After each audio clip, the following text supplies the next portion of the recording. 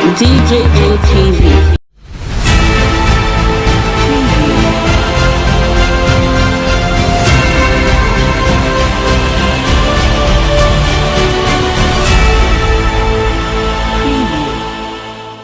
Senator Yaradua says Buhari is paying the debt of Obasanjo, Goodluck Jonathan and Yaradua.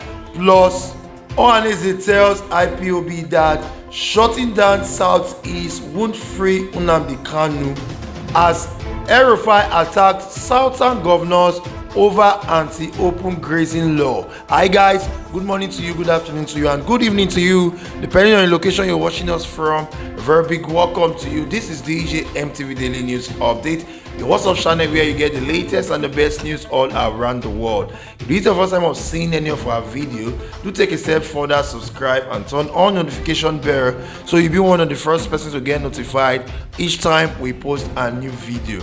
Let's go straight up into the main news. The chairman of the Senate Committee on Finance, Senator Solomon Adeola, has blamed former Nigerian leaders for the country's high debt profile.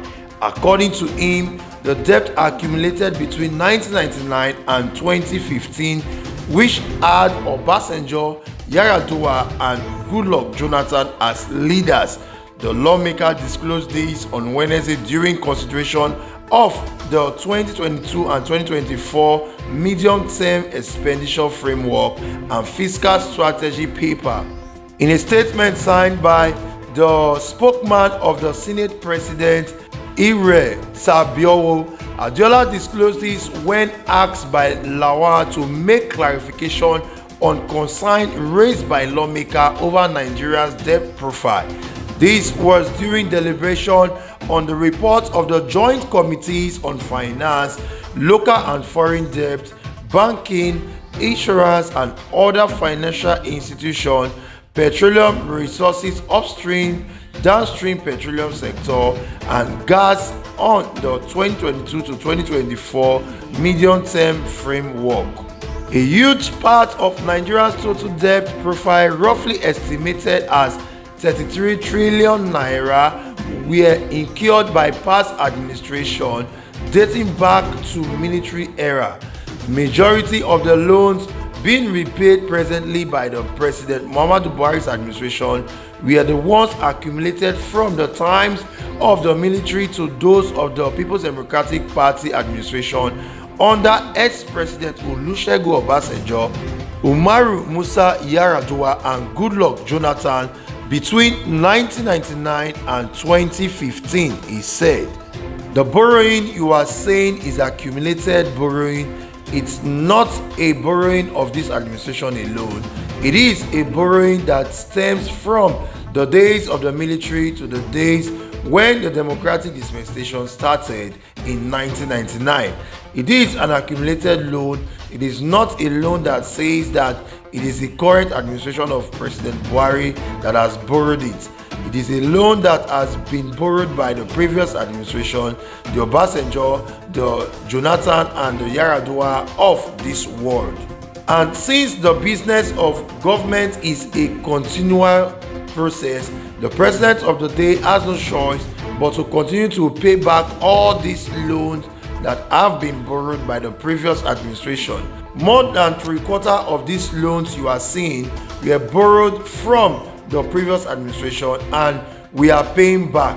We are doing what is supposed to be done the way it is supposed to be done. So when my colleague said that for every 67 naira of any loan that was borrowed we are using to pay, he should know that more than 60 naira of it are loans borrowed by the previous administration, and that is where we are today. Meanwhile, on other news, the Apex Igbo Socio-Cultural Organization, Ohanaeze Indibo, has advised the indigenous people of Biafra, IPOB, to stop its plan to impose further sit-at-home order on the residents of Southeast. Reports added that the indigenous people of Biafra had, in a statement by its spokesman, Comrade Ima Powerful, threatened that the zone would be on a 1-month lockdown if its leader Nnamdi Kanu was not produced in court for arraignment in October. But reacting to this, the Secretary General of Ohanaeze Ndigbo, Mazi Okechukwu, said such a move would further erode the people's confidence in the Biafran group. He said the Ohanaeze Ndigbo worldwide are committed to providing a political solution for the release of the indigenous people of Biafran leader Mazi Nnamdi Kanu from the DSS custody, adding that any other procedure, including sit at home or shutting down the southeast for 1 month, will not get the results. He also said that the sit at home was designed by the enemies of Ndigbo to see to the collapse and destruction of the southeast economy. The Ohanaeze Ndigbo scribe advised that the best approach before the indigenous people of Biafra leadership is to mobilize the disciples of Nnamdi Kanu in millions to take advantage of the October 21st court trial and massively take over the streets of Abuja peacefully without confrontation with security agencies, so that the international community will intervene and convince the federal government to do the needful. If 60 million indigenous people of Biafra members, as claimed by the leadership, can storm Abuja, they will be forced to produce Nnamdi Kanu before the Abuja High Court. The indigenous people of Biafra should face Abuja and get the required results, as Ndigbo are sympathetic to their cause since the federal government is pampering the Boko Haram terrorists and bandits. It introduced secret programs for the secret rehabilitation of Boko Haram terrorists, but uses full military operation in the south against agitators fighting against the killer herdsmen and government policies that promote nepotism and Fulanization. He also noted that IPOB will gradually lose Igbo support if they continue to make things difficult for Ndigbos, especially with the continuous denial of not being accountable for the various scandals and crime committed against humanity by the so-called cultists who hide under the sit-at-home order to perpetrate evil.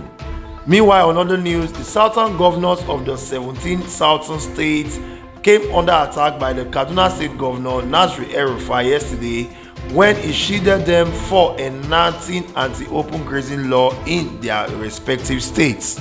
The Kaduna governor said the law is not implementable. He accused them of politicizing the herders/farmers crisis, which led the state to decide on making laws. They gave themselves September deadline.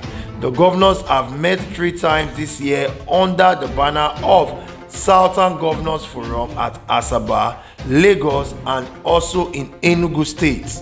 But El-Rufai, speaking at the All Progressive Congress Secretariat on the herders/farmers crisis, said it is not a matter of populist legislation or saying tomorrow this or that. It is not a solution.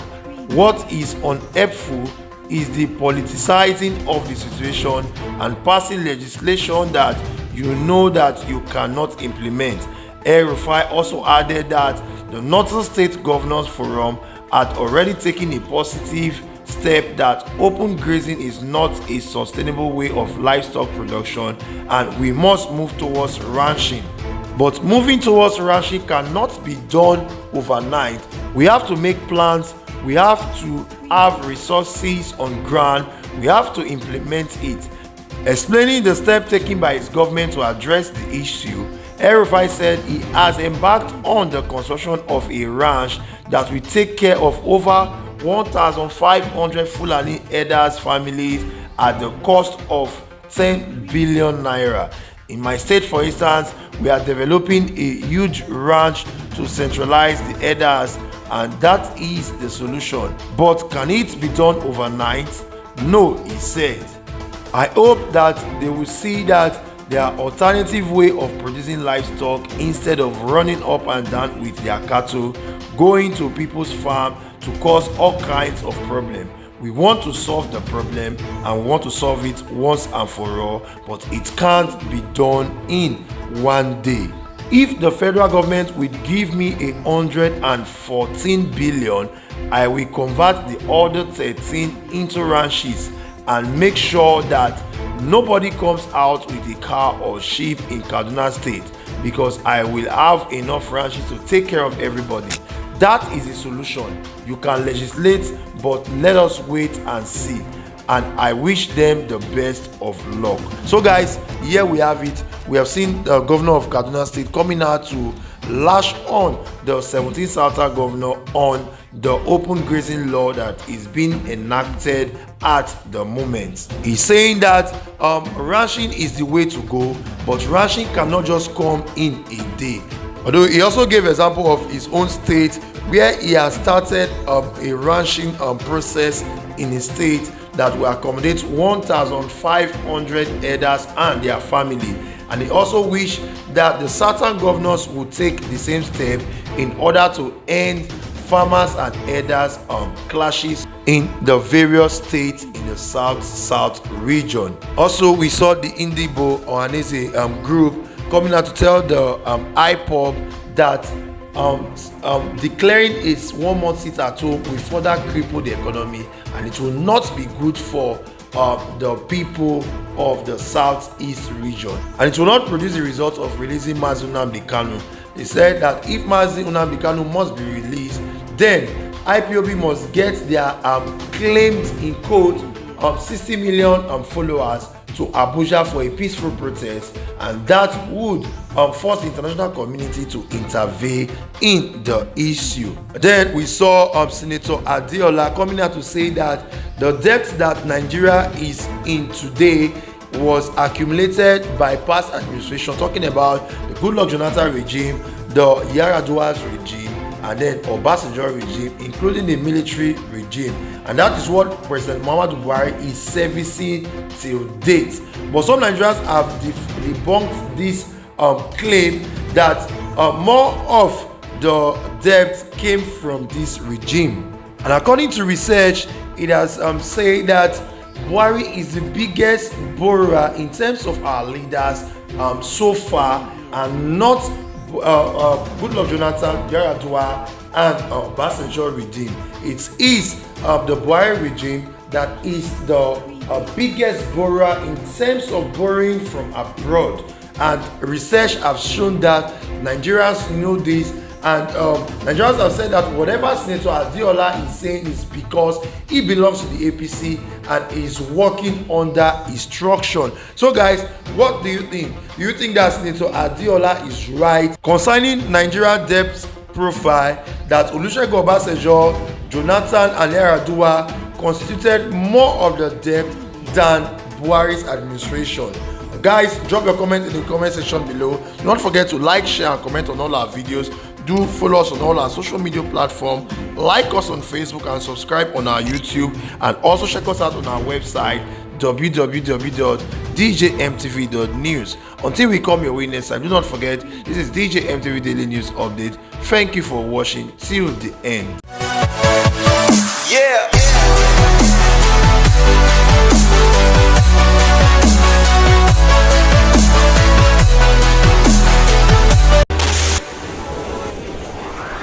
DJ MTV.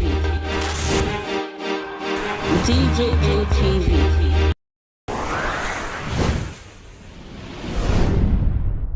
People are people don't say no, they don't like it.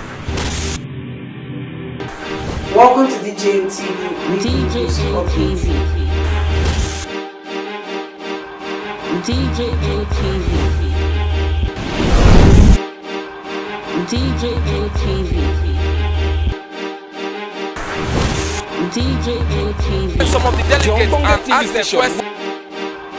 DJ MTV.